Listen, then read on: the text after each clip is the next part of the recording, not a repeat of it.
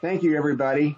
Appreciate those beautiful tributes, the beautiful music, the beautiful comments by Laura's Uncle Jim. Thanks to all of you for participating. We're gathered here now to celebrate the life of our daughter, sister, niece, cousin, and friend, Laura Lianne Hill. As you listen to me talk about her, you may get the impression that she was perfect, an exceedingly rare person without flaws and headed to sainthood. But Laura herself would be quick to tell you that she was not perfect, that, like most of us, she had her own set of shortcomings, had wrestled with her own demons, had occasionally uttered bad words, had made her share of mistakes. She was human, though at times she tried to be superhuman in her efforts to shoulder the burdens of others. But I couldn't be prouder as her father of the woman that she had become. To me, her cheerfulness and loving, giving spirit shone so brightly that it outshined her imperfections. To know her was to be drawn to that light. Laura came into this world at 9:30 in the morning on August 6, 1981, to her mother, Karen, and me, at the then named Washington Adventist Hospital in Tacoma Park, Maryland. She was a tiny baby, weighing only 4 pounds, 14 and a half ounces, but she was healthy, and we felt blessed. To the family, she was always Laurie. That's what I always called her. Decades later, I began noticing that I was nearly the only one still calling her that. A few months ago, she finally told me, "Yes, you call me Laurie, but I prefer Laura, and that's what everyone else calls me." I replied, "Everyone else is welcome to call you Laura. That's the name we gave you. But to me, you will always be my Laurie." She grinned and said, "I know. It's all right. You can call me Laurie." Laura began winning hearts from the very start. The day we brought her home from the hospital, my mother came to visit. My mother already had 2 grandchildren that she adored, but was of the opinion that Karen and I were foolish to have planned to bring a child into an awful world. She made no attempt to hide this opinion and seemed to consider this baby's birth an inevitability to be acknowledged rather than anything to be celebrated. We brought Laura home from the hospital, and as Mom walked into our bedroom where Laura was laying on our bed, her face was in a scowl as if bracing for an unpleasant confrontation. She glanced down at Laura. Karen asked Mom if she would like to hold the baby. Without answering, Mom sat down on the edge of the bed and extended her arms as Karen gently handed her Laura, wrapped in her little blanket. Mom looked down at this baby, and I watched in amazement at the sudden transformation of her demeanor. Within seconds, her scowl gave way to an adoring look, and then a smile as Laura melted her heart. That was the beginning of a close, loving relationship that lasted nearly 3 decades until we lost my mom. Laura certainly captured my heart from the very beginning. During her first few months, I was experiencing a rare bout of depression. The days that I spent caring for our new baby were a welcomed respite. And though she was too little to understand me, I told her so repeatedly. While changing her diapers, I would look down at her and sing "You Are My Sunshine" to her, because she truly brightened those dreary days for me. In later years, I told her this story, and she would join me in singing the song. Indeed, over the years, and even as an adult, I would remind her that she was my sunshine. Watching Laura grow up, as with our son Woody later, was one of the greatest joys of mine. It's those little moments of surprise that we've always cherished. One day when Laura was less than a year old, the 3 of us were out driving and decided to stop at a Mexican fast food place for lunch. We got our order to go, then sat in our parked station wagon to eat. Karen and I were in the front seats, and Laura was strapped into her car seat, buckled into the back seat. Laura had begun eating some solid foods. She was still small, but she was starting to eat some solid foods. So Karen thought she would let her take a tiny bite of her burrito to try a new food.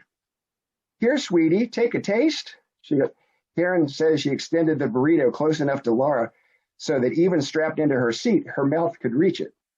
Laura bit off a little corner and chewed on it for a while before swallowing it. We waited for an indication of approval or disapproval. Laura looked at the burrito, and Karen said, "More?" and once again extended the burrito close to Laura. This time, Laura grabbed the burrito with both of her tiny hands and pulled the burrito close to her mouth and aggressively shoved it into her mouth so she could take a giant mouthful of it. Karen and I laughed hysterically as Laura repeated this multiple times until she was sated. That's when we learned of her lifelong fondness for Mexican food. Laura often surprised us with how quickly she learned how the world worked. One evening, when she was perhaps a year or so old, the three of us were sitting in our living room, Karen and me on the couch, and Laura sitting on the floor in front of us. Our old-fashioned two-piece corded telephone, was sitting on the floor next to Laura. Suddenly it rang. Laura, who wasn't even talking yet, grabbed the receiver, picked it up, and extended her arm holding it out to me as if to say, "I believe this is for you." Karen and I struggled not to laugh too loud until finding out who was calling on the other end of the phone. Laura had a lively spirit from the very beginning. Just learning to stand, she would hang onto the railing of her playpen and dance up and down as if riding a horse when we would play Hooked on Classics, the album of classical music set to a disco beat. Later, when she could talk, she'd refer to the William Tell Overture as the giddy-up song. Just as Laura was learning how to talk, she also learned a bit of Spanish, thanks to her in-home babysitter, Mauricia. Mauricia became a dear family friend, and I believe she's with us here today. While playing with Laura, Mauricia taught her boya, the Spanish word for ball. Sometime after that, Karen and I took Laura to visit the Air and Space Museum in D.C. We decided to take in one of their Mysteries of the Universe movies in their IMAX theater and counted ourselves lucky to get 3 seats in the very center of the auditorium, which quickly filled to capacity. Soon the lights dimmed until the room was totally dark. It was so quiet that you could hear a pin drop. Then an image of the round Earth against the dark background of space dramatically appeared on the giant screen.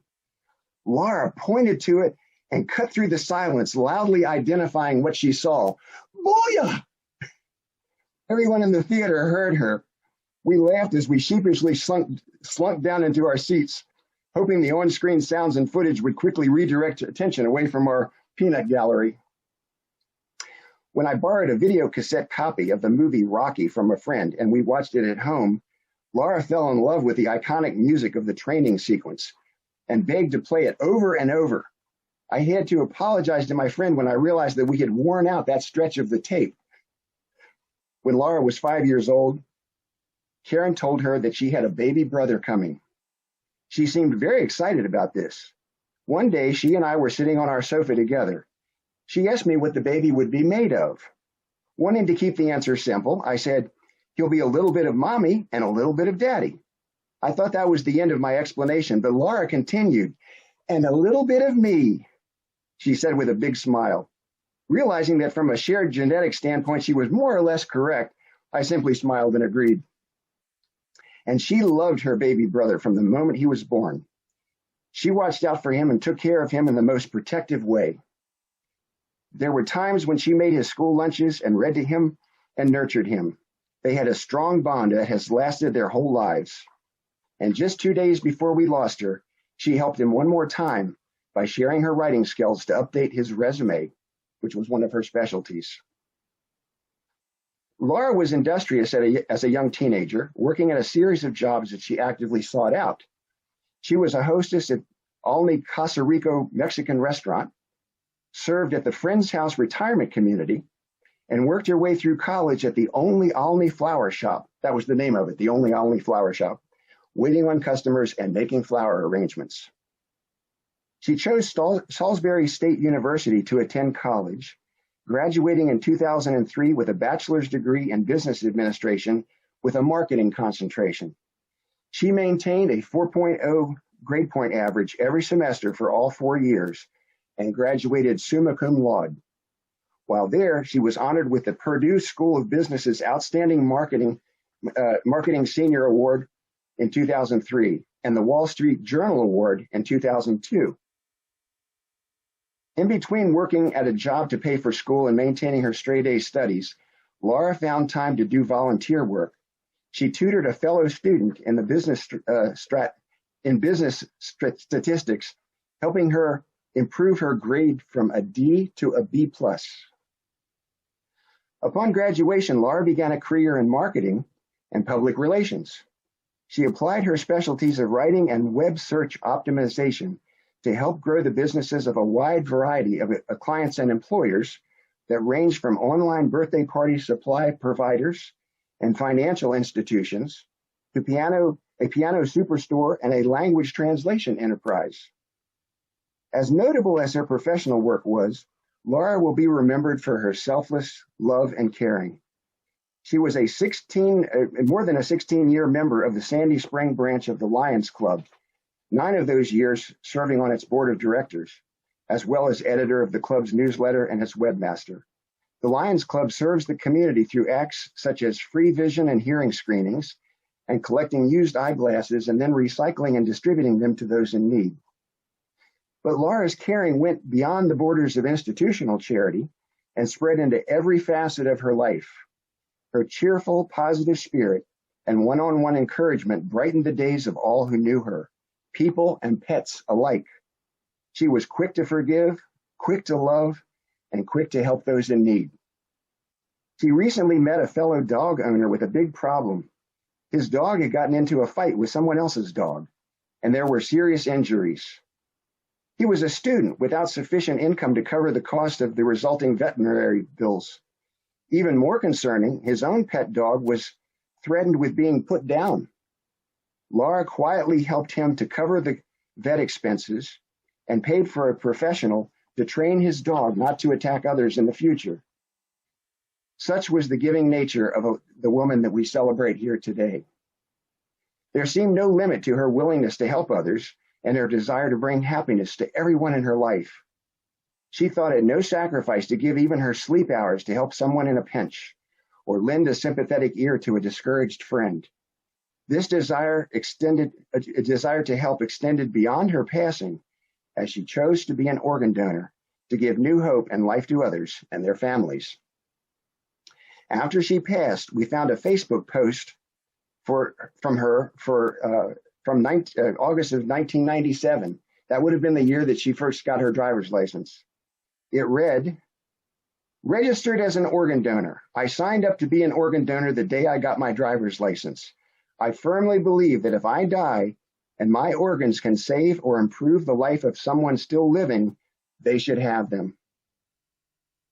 We didn't see that until after she passed, and it was touching that we found that. Woody found that going through her posts.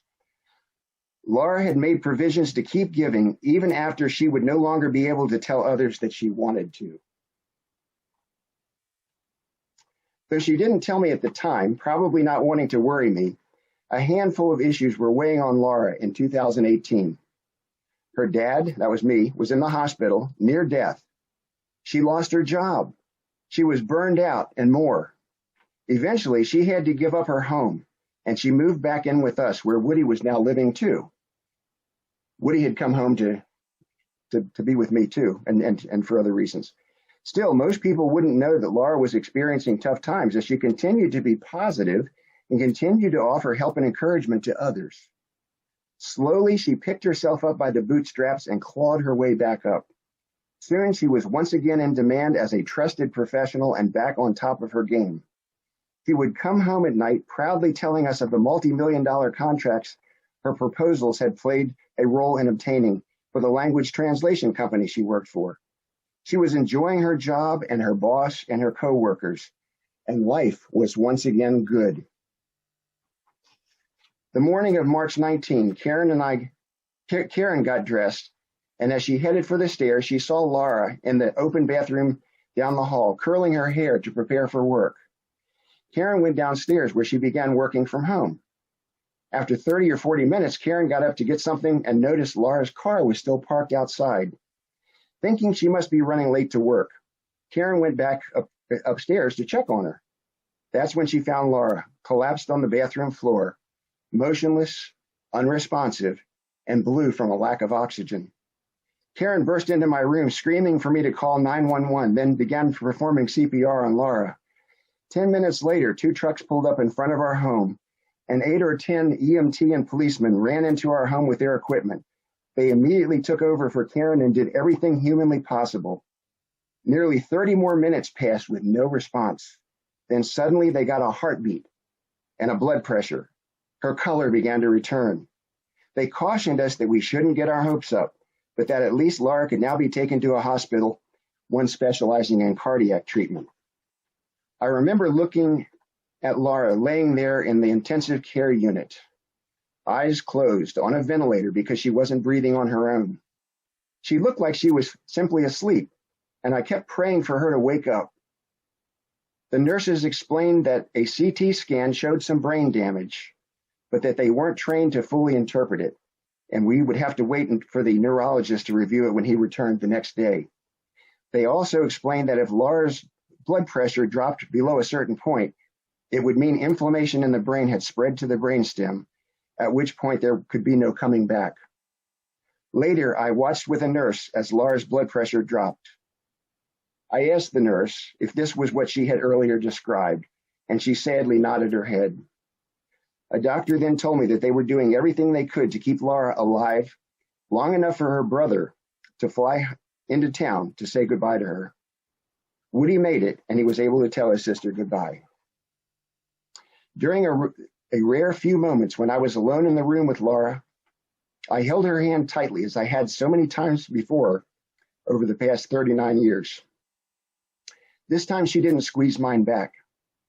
I couldn't know if she could hear me, but I told her how much I loved her and how much joy she had given me her entire lifetime. I told her how big of a hole she would leave in my heart.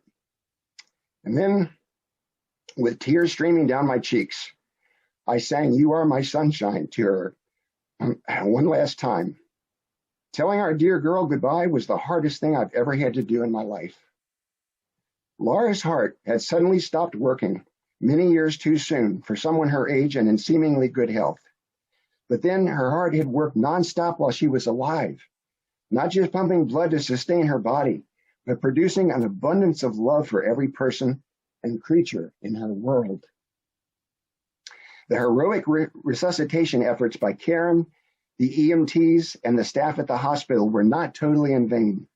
The EMT told us that it was nothing short of a miracle that they were able to physically, if not mentally, revive someone after such a long period after a heart stopped beating. The fact that they were able to bring Laura back bodily meant that her last wish could be honored, to be an organ donor and to save the lives of others. William Shakespeare once said, "All the world's a stage, and all the men and women merely players. They have their exits and their entrances.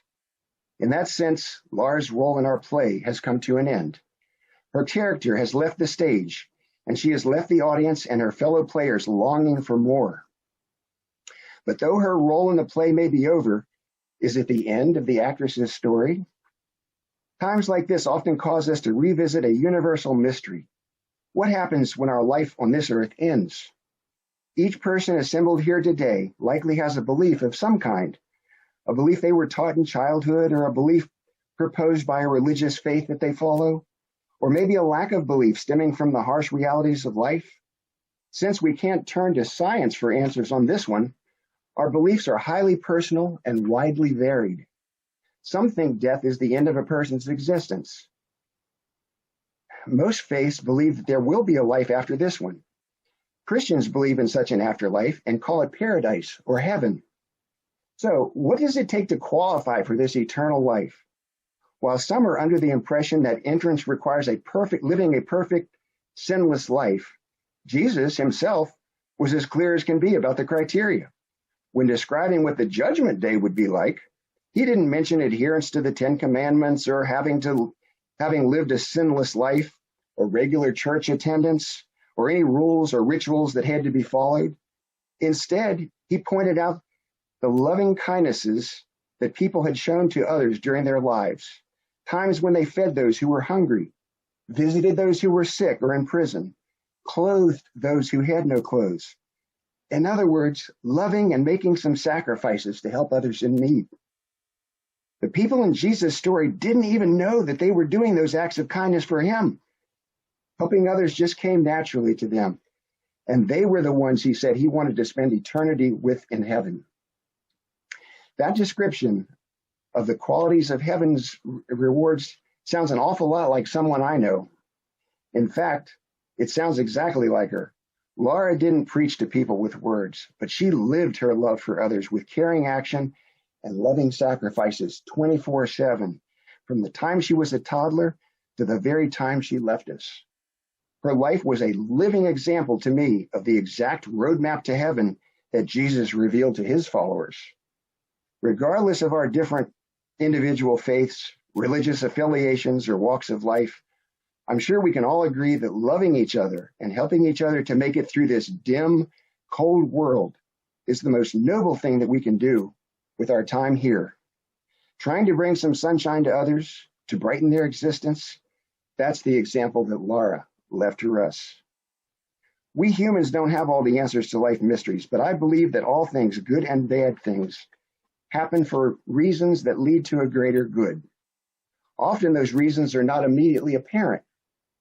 You might say that the Hill family has had a run of bad luck over the last few years. First, I became ill with a genetic liver disease for which there is no cure and which ends in death. The same condition had taken the life of our older sister, Bonnie, 10 years earlier, and our uncle Ted 2 decades before that. The only solution is to get a liver transplant. And because donors are scarce, the odds are 3-to-1 against receiving a liver in time to stay alive. I spent a year in 7 different hospitals, nearly dying multiple times. Karen spent that year without my help and with little sleep, trying to manage everything in my absence, deal with my doctors and the insurance company, keep everyone updated on my condition, and trying to hold down her full-time job all at the same time. During that time, Laura was struggling. She had lost her job, and with life battering her from multiple directions and a stretch with no income to pay the bills, she had to part with her home. Our son Woody, for the prior 11 years, had been living in New Orleans, where he had started college in 2007. Other than visits home, his life had tied him there and presented him with his own challenges. So times were tough all around. It would be easy for you to feel pity for us, and yes, unquestionably, those were tough times.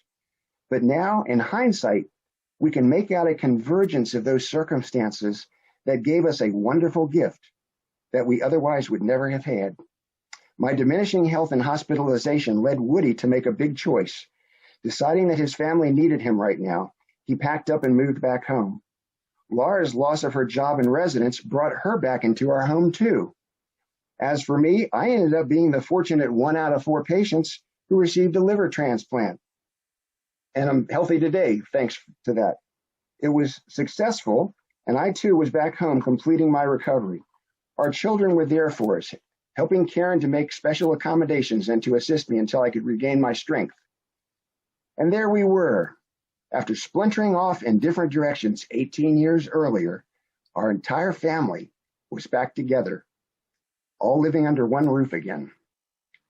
It was a parent's dream come true, a seemingly miraculous and totally unexpected reprieve from several decades of empty nest syndrome. How many times have we wished for one last chance to talk with a loved one who we lost? A chance to hug them just one more time. To give and receive one more kiss on the cheek.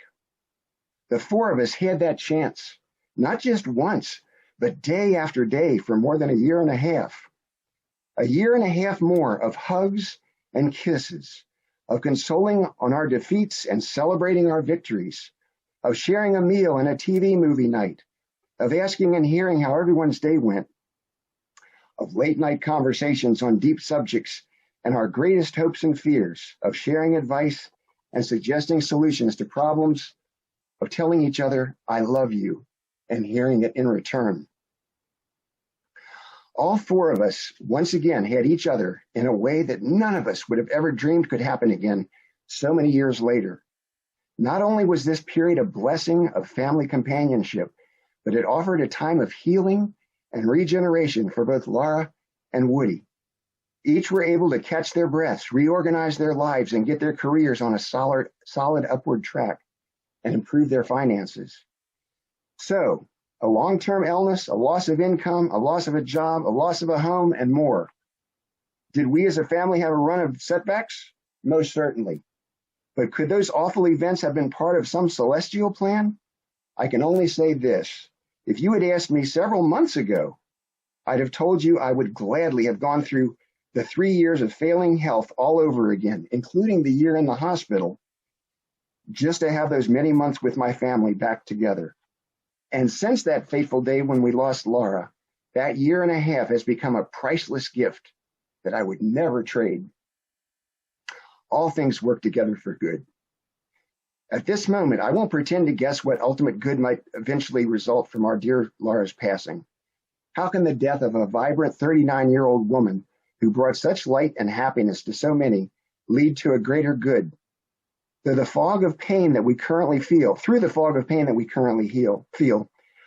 I can't imagine any good great enough to trade my daughter for. But I know from my own life experiences that the threads of tragedy and loss are often found later woven into a piece of beautiful fabric with a larger purpose. Right now, only God knows what that purpose is. Perhaps one of the organs she donated will save the life of someone who will go on to do great things or to advance humanity's progress.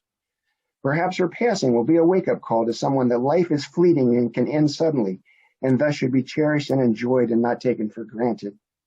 Or perhaps this celebration of her loving, giving spirit will inspire those of us whose lives she touched to themselves carry her light and love onto others.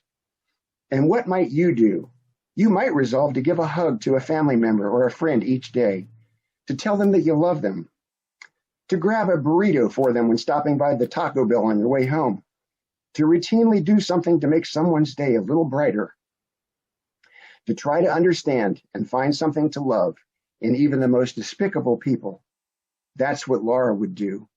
By at least trying to do that, we can honor her life. Thank you.